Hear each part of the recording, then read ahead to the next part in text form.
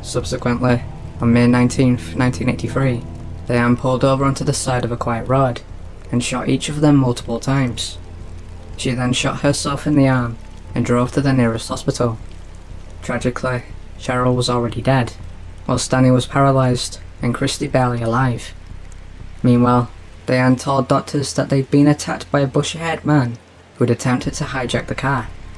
Police though were skeptical, and after a lengthy investigation, arrested her on February 28th, 1984.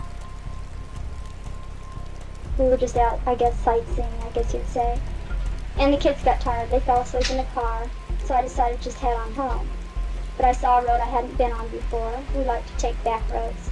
And just went down that road, and there was a guy standing in the road, flagging me down, so I stopped.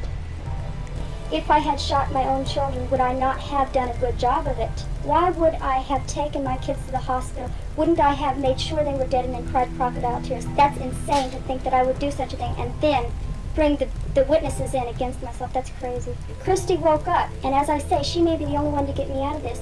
Would I have brought her to the hospital? Wouldn't she be the one that I would make sure is dead? There are too many holes in it.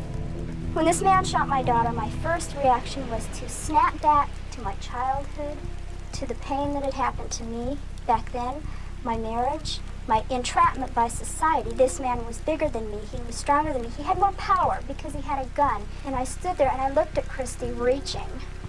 And the blood that just kept gushing out of her mouth. What do you do? Everybody says you sure were lucky. Well, I don't feel very lucky. I couldn't tie my damn shoes for about 2 months. It is very painful. It is still painful. The scar is going to be there forever. I'm going to remember that night for the rest of my life, whether I want to or not. I don't think I was very lucky. I think my kids were lucky. If I had been shot the way they were, we all would have died.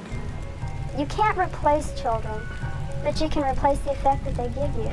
And they give me love, they give me satisfaction, they give me stability. They give me a reason to live and a reason to be happy, and that's gone. They took it from me. But children are so easy to conceive. At night, when I close my eyes, I can see Christy reaching her hand out to me while I'm driving, and the blood just keep coming out of her mouth. And that, maybe it'll fade too with time, but I don't think so. That haunts me the most.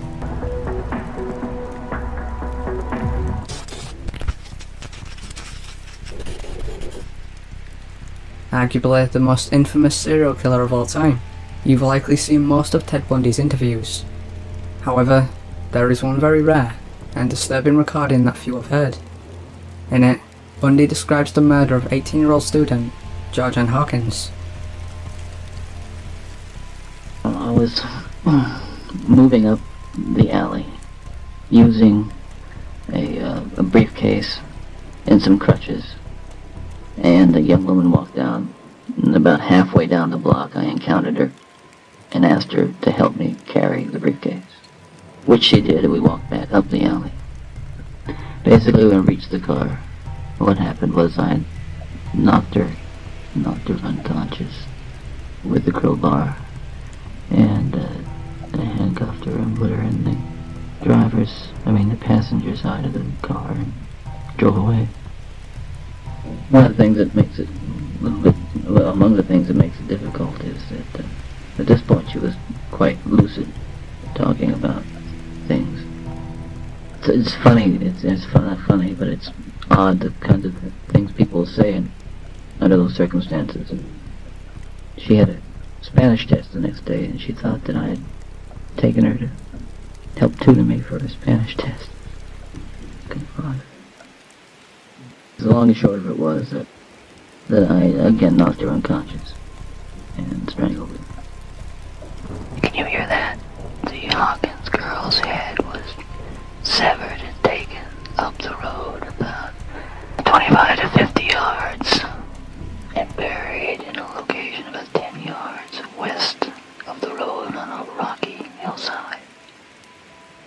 By this time it was almost dawn, but on this particular morning I was just absolutely, again, just shocked, kind of scared to death, shocked, horrified and I went down the road throwing the briefcase, the crutches, the rope, the clothes, just tossing them out the window, and the crowbar, everything, handcuffs, everything. I gotta get mad at myself a few weeks later because I'd have to go out and buy another pair. I mean, it's not comical, but that's what would happen. This was just, I was in a sheer state of panic, of just absolute horror, you know. It's like, at that point in time, this consciousness of what has really happened is like, you break out of a fever or something. I would, that is. And so I drove, talk about details coming back. I couldn't find one of the shoes, so I thought it was there, but it wasn't. So I went back. This was the next day. Got on my bicycle, rode back to that little parking lot. I knew there were police all over the place by that time. So I went back to that parking lot and I found both pierced the pierced earrings